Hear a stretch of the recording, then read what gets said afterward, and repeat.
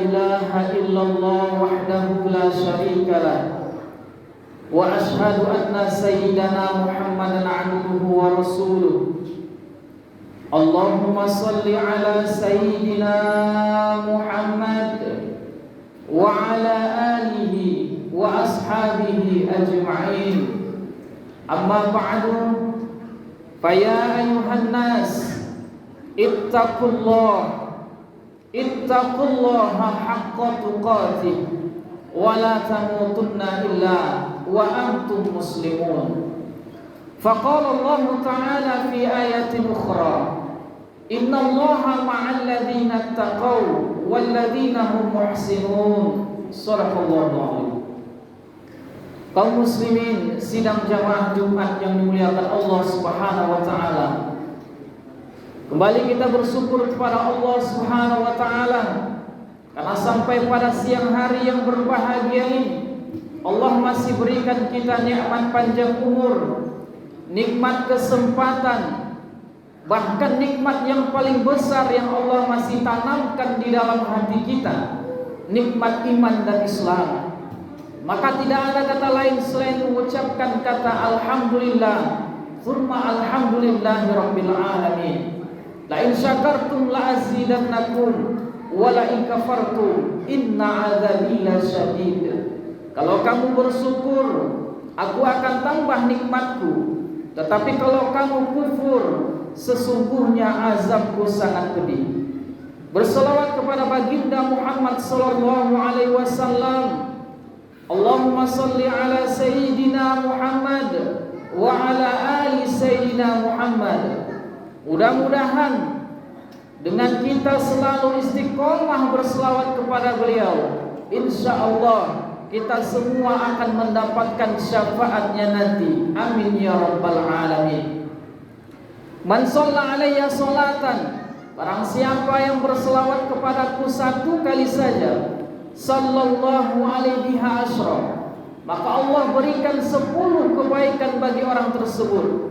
Wa huttat anhu asar sayiat, kemudian ditutupi 10 kejelekan. Wa rufi'at lahu asar darajat, kemudian Allah tingkatkan 10 tingkatan kemuliaan di sisinya. Kaum muslimin yang dimuliakan Allah Subhanahu wa taala, khatib yang dhaif berwasiat kepada diri khatib pribadi, mari kita tingkatkan takwa kita kepada Allah Jalla Jalaluhu. Karena dengan takwa inilah Allah bedakan hamba yang satu dengan yang lain. Innallaha la yanzuru ila ajsamikum, Allah tidak melihat bentuk tubuh kita. Wala ila suwarikum, Allah juga tidak melihat bentuk wajah kita. Walakin yanzuru ila qulubikum wa a'malikum, yang Allah perhatikan, yang kita duduk di Masjid Darul Hikmah ini adalah hati kita. Apakah ada takwa di sana dan amal-amal soleh yang selalu kita lakukan. Kaum muslimin dan muliakan Allah Subhanahu wa taala, Ramadan telah berlalu, maka harusnya ada nilai-nilai Ramadan yang masih tetap kita tanamkan di dalam diri kita. Walaupun Ramadan telah selesai, akan tetapi nilai-nilai Ramadan wajib harus ada di dalam diri kita walaupun Ramadan telah berlalu. Apa itu? Yang pertama, nilai yang harus ada kita tanamkan di bulan Ramadan sampai setelah keluar Ramadan, yaitu nilai rasa takut kepada Allah Jalla Jalaluhu. Takut inilah yang harus kita tanamkan. Di bulan Ramadan kita diajarkan yang namanya takut. Makan nasi di siang Ramadan kita takut, padahal nasi itu halal. Makan kurma di siang Ramadan padahal halal, tetapi kita takut. Takut kepada siapa? Takut kepada Allah Subhanahu wa taala. Maka kalau ustaz dia takut kepada Allah Subhanahu wa taala, maka dia tidak akan mengobral dalil. Kalau para dai kondang takut kepada Allah Subhanahu wa taala, maka dia tidak akan memainkan hadis-hadis Rasulullah sallallahu alaihi wasallam. Kalau seorang pedagang takut kepada Allah Subhanahu wa taala, tentu dia tidak akan mengurangi takarannya. Wailul lil mutaffifin, celakalah orang yang membuat timbangannya menjadi palsu. Dan kalau orang takut kepada Allah Subhanahu wa taala, maka seorang suami pasti mengingatkan seorang istri untuk selalu menutup aurat. Kalau orang tua takut kepada Allah Subhanahu wa taala, tentu dia akan membangunkan anaknya untuk sholat subuh berjamaah. Maka takut di bulan Ramadan, ketika setelah di bulan Ramadan keluar, maka wajib kita tanamkan rasa takut kepada Allah Jalla Jalaluhu. Seorang sahabat Rasulullah SAW yang bernama Abu Dujana, saking takutnya kepada Allah Subhanahu wa taala, ketika dia setelah selesai sholat subuh, maka Abu Dujana bergegas ke rumahnya. Para sahabat melapor kepada Rasulullah, "Ya Rasulullah, Abu Dujana itu tidak ada zikir kepada Allah, tidak mau berdoa kepada Allah. Sehabis sholat dia langsung pergi." Maka Rasulullah pantau, ternyata benar apa yang dikatakan sahabat. Abu Dujana setelah sholat subuh berjamaah, dia lihat bahwa Abu Dujana bergegas untuk pulang ke rumah. Akhirnya apa? Rasulullah katakan kepada Abu Dujana, "Wahai Abu Dujana, apakah engkau tidak ada permintaan kepada Allah Subhanahu wa taala? Apakah engkau akan menjadi orang yang sombong, tidak mau menanggakkan tangan ke langit?" Kata Abu Dujana, "Wahai Rasulullah, aku takut kepada Allah Subhanahu wa taala, maka aku harus bergegas untuk pulang ke rumah. Di rumahku ada yang namanya pohon kurma menjulang tinggi masuk ke rumahku. Maka setiap hari pohon kurma yang kurmanya jatuh di halaman rumahku aku pungut ya Rasulullah. Agar apa? Agar anakku tidak memakan jejatuhan kurma tersebut. Karena kurma tersebut bukan milik aku, tetapi milik tetanggaku." Maka mendengar itu Rasulullah SAW, suatu ketika kata Abu Dujana, "Aku terlambat pulang ya Rasulullah. Aku melihat anakku sendiri memakan jejatuhan kurma tersebut, sudah masuk ke dalam kerongkongannya. Ketika itu aku ambil paksa ya Rasulullah, ku masukkan jari jemariku ke dalam mulutnya sehingga dia muntah dan menangis. Lalu aku nasihati anakku, 'Wahai anakku, ini bukan punya kita, ini punya tetangga kita. Jangankan kau masukkan yang namanya kurma-kurma basah ini, karena itu bukan halal bagi kita, itu punya orang lain.' Beginilah yang namanya takut Abu Dujana kepada Allah Subhanahu wa taala. Kalau kita mungkin bisa kita makan karena tetangga kita tidak tahu, atau kita berdalih, "Oh ini kan pohon kurmanya sudah masuk ke halaman kita, berarti ini halal." Tetapi kaum muslimin yang muliakan Allah Subhanahu wa taala, kalau belum mendapatkan yang namanya izin, artinya belum halal bagi kita. Maka Abu Dujana ketika itu dia katakan kepada Rasulullah, "Aku tidak mau melihat anakku ya Rasulullah memasukkan bara api ke dalam perutnya." Maka berapa banyak seorang ayah, seorang kepala rumah tangga, mereka berkorupsi bermiliaran-miliaran, bertriliun-triliunan, mereka kasihkan anak dan istrinya makan hal-hal haram.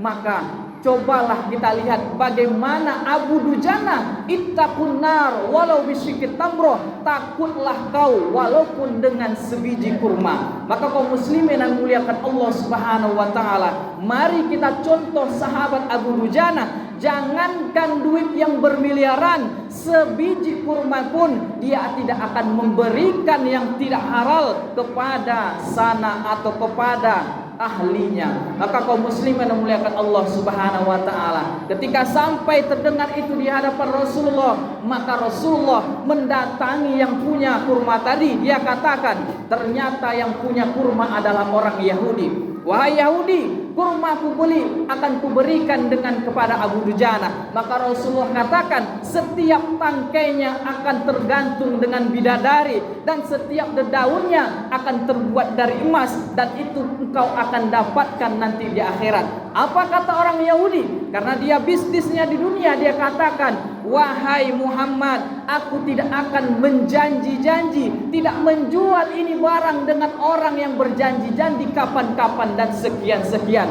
Maka mendengar itu Utsman bin Affan dia katakan, wahai orang Yahudi, aku beli pohon kurmamu dengan harga 2 kali lipat.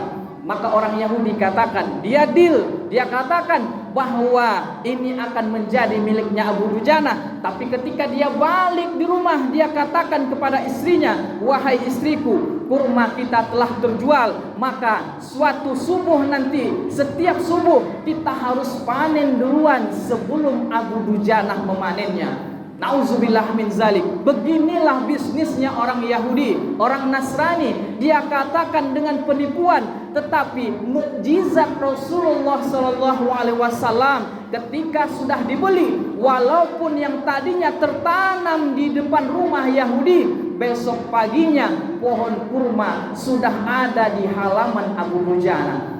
Masya Allah, luar biasa kaum muslimin yang dimuliakan Allah Subhanahu wa taala. Orang Yahudi melihat mukjizat Rasulullah tersebut, maka dia katakan kepada Rasulullah, ya Muhammad, asyhadu alla ilaha illallah wa asyhadu anna Muhammadar Rasulullah. Dengan mukjizat tersebut, akhirnya orang Yahudi tersebut masuk Islam. Maka kaum muslimin yang dimuliakan Allah Subhanahu wa taala, mari kita tanamkan rasa takut ini di hadapan Allah Subhanahu wa taala. Walaupun kita dalam kesendirian, tetapi Allah tetap memantau kita walaupun kita dimanapun. Maka ini yang pertama, tanamkan rasa takut di diri kita. Kemudian yang kedua, apa yang harus kita tetap tanamkan di dalam diri kita adalah rasa untuk bersedekah dan berinfak. Mungkin di bulan Ramadan kita diutamakan atau diajarkan yang namanya sedekahun jariyah, sedekah dan infak yang lainnya. Maka orang-orang yang bersedekah setelah keluar Ramadan tetap kita istiqomahkan yang namanya sedekah tersebut. Jangan sangka kaum muslimin, dengan kita memberikan yang namanya uang 100.000 perak itu tidak akan dibalas oleh Allah Subhanahu wa taala. 2.000 perak itu akan dibalas oleh Allah Subhanahu wa taala. Walaupun kita tidak mempunyai uang, akan tetapi kalau kita berinfak dengan apa yang kita punya, apakah tenaga kita, apakah namanya pikiran kita, maka itu termasuk pahala yang diberikan oleh Allah Subhanahu wa taala. Maka Utsman bin Affan, kita tahu bahwa Utsman bin Affan orang yang saudagar yang paling kaya di zamannya. Maka ketika Rasulullah mendengar bahwa Rasulullah berucap bahwa orang yang kaya akan masuk Islam, akan masuk ke dalam surga dengan posisi yang terakhir, maka mendengar itu Utsman bin Affan tersedih. Dia bersedih, dia katakan, ya Rasulullah, apa benar orang kaya akan masuk ke dalam surga terakhir? Kata Rasulullah, iya. Kenapa? Karena banyak yang dihisap. Mobil Pajero, dari mana kau dapat uangnya? Pecimu yang kau beli, dari mana kau dapat uangnya? Motormu yang gede, dari mana dapat kau uangnya? Maka banyak akan dihitung di hadapan Allah Subhanahu wa taala. Akhirnya Utsman ketika itu mencari cara bagaimana dia menjadi orang yang fakir dan jatuh melarat. Maka suatu ketika dia terdengar di Madinah ada petani-petani yang namanya petani kurma jatuh miskin melarat karena yang namanya kurmanya menjadi busuk. Maka orang-orang petani mengadu kepada Utsman, wahai Utsman, ini petani kami, bahwa yang namanya kurma kami semuanya menjadi busuk. Kata Utsman, oh inilah kesempatanku menjadi orang melarat dan miskin. Dia katakan kepada petani-petani kota Madinah, wahai petani-petani kota Madinah, kurma busukmu ku beli dengan harga kurma normal. Maka kaum muslimin yang dimuliakan Allah, mendengar itu para petani kurma sangat senang dengan bantuan Utsman bin Affan. Maka ketika itu Utsman bin Affan, apakah dia menjadi jatuh melarat? Tetapi terjadilah suatu wabah virus yang melanda ketika itu. Terjadi yang namanya virus sakit perut, orang diare ketika itu. Maka salah satu obatnya ketika zaman itu adalah melalui kurma busuk. Maka raja yang di kota Madinah dia katakan, wahai pesuruhku, cari Utsman bin Affan, karena dia telah memborong yang namanya kurma-kurma busuk dengan orang petani. Maka pesuruhnya datang di hadapan Utsman bin Affan. Dia katakan, wahai Utsman, telah terjadi virus yang melanda di negeri kami. Maka obatnya cuma satu, dengan kurma busuk. Maka Utsman memberikan dengan cuma-cuma. Tetapi raja katakan, kami tidak akan menjual ini, kami tidak akan membeli ini dengan harga yang cuma-cuma, akan tetapi kami akan beli dengan 2 kali lipat harga normal. Masya Allah, kaum muslimin memuliakan Allah. Utsman bin Affan, dia ingin menjadi orang yang miskin, tetapi Allah yudhaifu liman yasha, Allah lipat gandakan yang namanya kekayaan Utsman. Maka ada pesan di bulan Ramadan. Yang pertama, selalulah untuk berinfak dan bersedekah. Kemudian takutlah kepada Allah Subhanahu wa taala dimanapun kita berada. Fa'tabiru ya ulil absar la'allakum turhamun.